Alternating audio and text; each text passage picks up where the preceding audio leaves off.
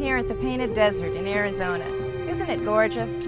It looks like someone just came along with a giant brush and painted the stripes right onto the rock.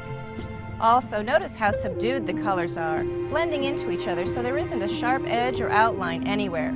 It's all just soft and natural. And do you know the trick to painting soft and blended shades? Don't use paint. That's right, use powdered makeup like blush and eyeshadow, or use pastels. First, rub the individual pastels on a sheet of paper to make a fine powder. Then blend them to make natural shades for shadow and blush. I like to use a palette knife. Before you try to paint anything on the actual face of the doll, make tests on scraps of the same fabric that you're using for the skin. Keep several of these scraps nearby and test your color, brush size, and technique on them before endangering your doll's face. Remember how much trouble it was to make that face. So practice, practice, practice before you risk ruining the real thing. A little shading is always nice on the sides of the nose and on the eyelids.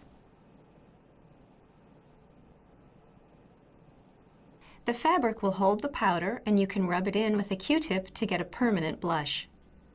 But for some features like eyes and eyebrows and lips, where sharp lines are needed, you'll want to use real paint.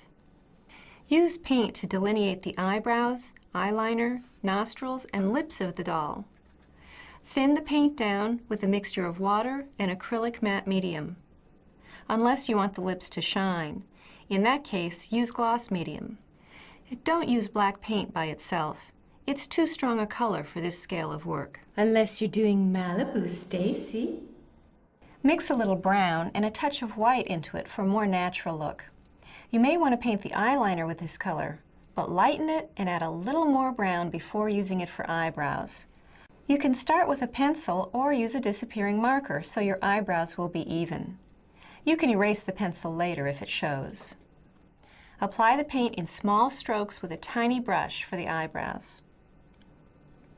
Don't just thin it with water or it'll bleed into the fabric and make a terrible stain.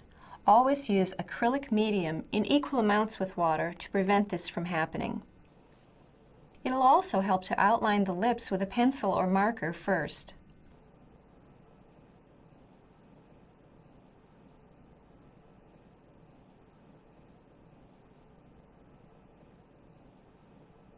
Then fill in the lines with a natural lip color.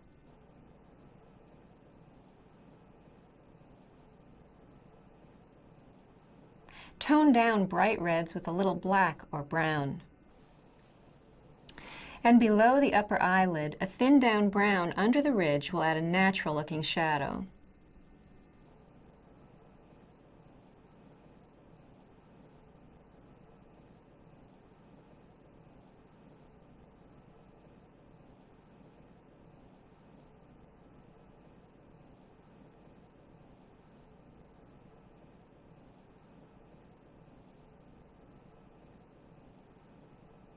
Carefully paint a light semicircle where the iris should be. Don't use a dark color yet. The upper eyelid should rest just above the pupil, so make the top of the circle disappear under the top lid. If you draw a full circle for the iris, your doll will seem to be staring and in shock, like this. See? Now, outline the irises with a darker shade.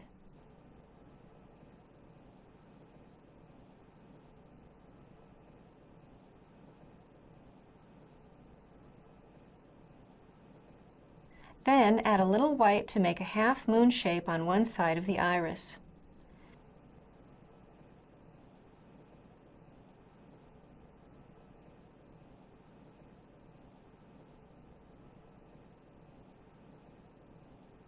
Then paint a pupil in the center of each iris, reaching about 1/3 to 1/2 of the way across. Remember that the upper eyelid should rest on top of the pupil.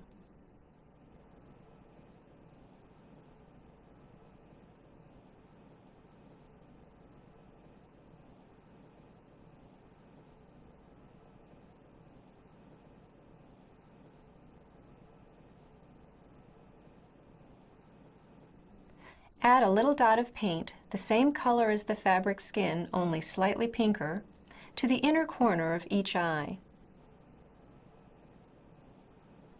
Then, paint in a single highlight in each eye using white paint. Make the highlight on the same side of both eyes, right on but not in the middle of the pupil. When the paint is all thoroughly dry, add a layer of shine to the eyes with acrylic varnish or gloss medium.